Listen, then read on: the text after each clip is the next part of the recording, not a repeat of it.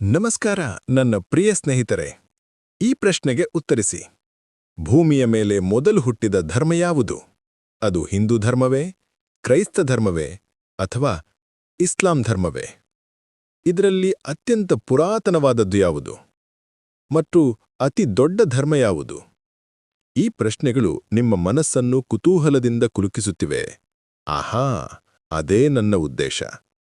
ನಾನು ನಿಮ್ಮ ಮುಂದೆ ಇಂದು ಒಂದು ಅದ್ಭುತ ಪಯಣ ತೆರೆಯುತ್ತಿದ್ದೇನೆ. ಇದು 3 ಮಹಾನ್ ಧರ್ಮಗಳ ಇತಿಹಾಸದ ರಹಸ್ಯಗಳನ್ನು, ಅವುಗಳ ಕಥೆಗಳನ್ನು, ನಂಬಿಕೆಗಳನ್ನು ಮತ್ತು ಅದ್ಭುತ ಸತ್ಯಗಳನ್ನು ಬಿಚ್ಚಿಹಾಕುತ್ತದೆ.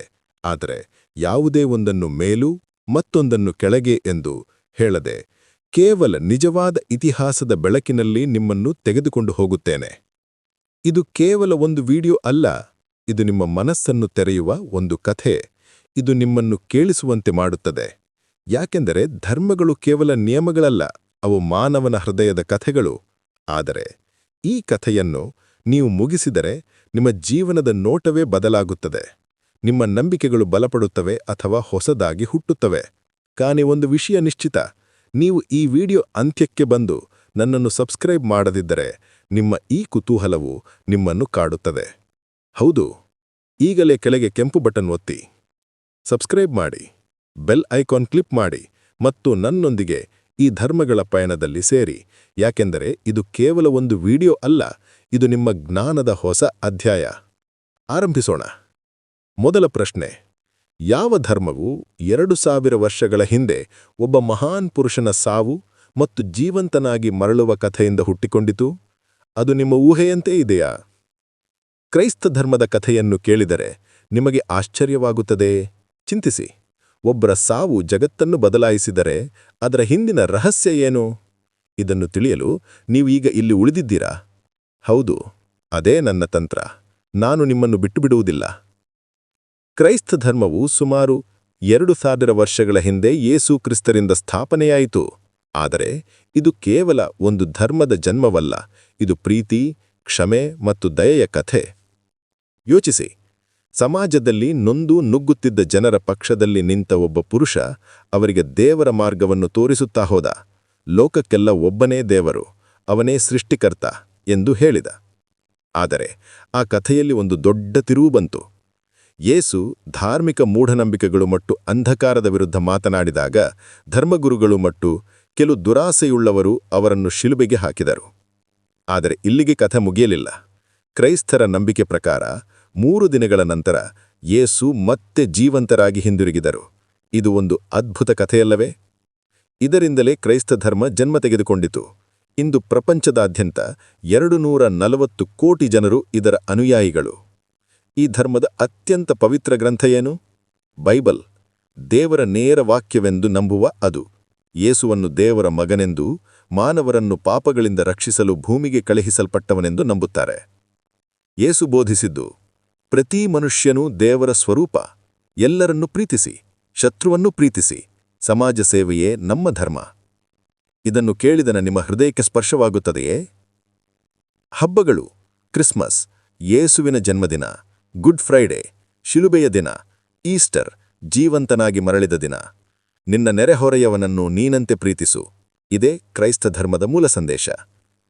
ಈಗ ಮುಂದಿನ ಪ್ರಶ್ನೆ: 1400 ವರ್ಷಗಳ ಹಿಂದೆ ಒಬ್ಬ ಪುರುಷನಿಗೆ ದೇವದೂತರಿಂದ ಬಂದ ದಿವ್ಯ ಸಂದೇಶಗಳು ಜಗತ್ತನ್ನು ಹೇಗೆ ಬದಲಾಯಿಸಿದವು? ಇಸ್ಲಾಂ ಧರ್ಮದ ರಹಸ್ಯ ತಿಳಿಯಲು ನೀವು ಇಲ್ಲಿಯೇ ಉಳಿಯುತ್ತೀರಾ?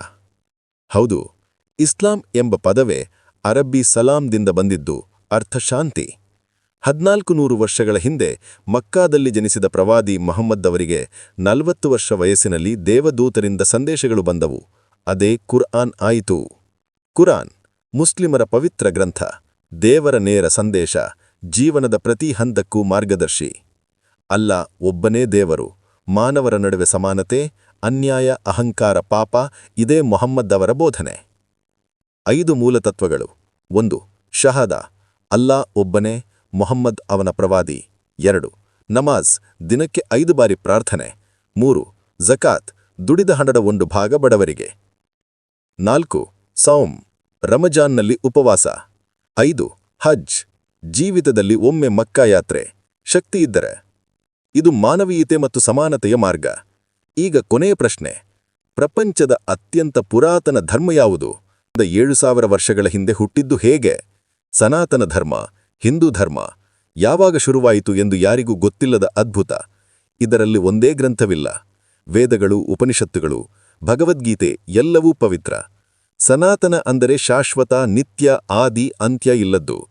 7,000 ವರ್ಷಗಳ ಹಿಂದೆ ಜನರು ಸೂರ್ಯ, ಮಳೆ, ಗಾಳಿ, ಅಗ್ನಿಗೆ ಪೂಜೆ ಸಲ್ಲಿಸುತ್ತಿದ್ದರು.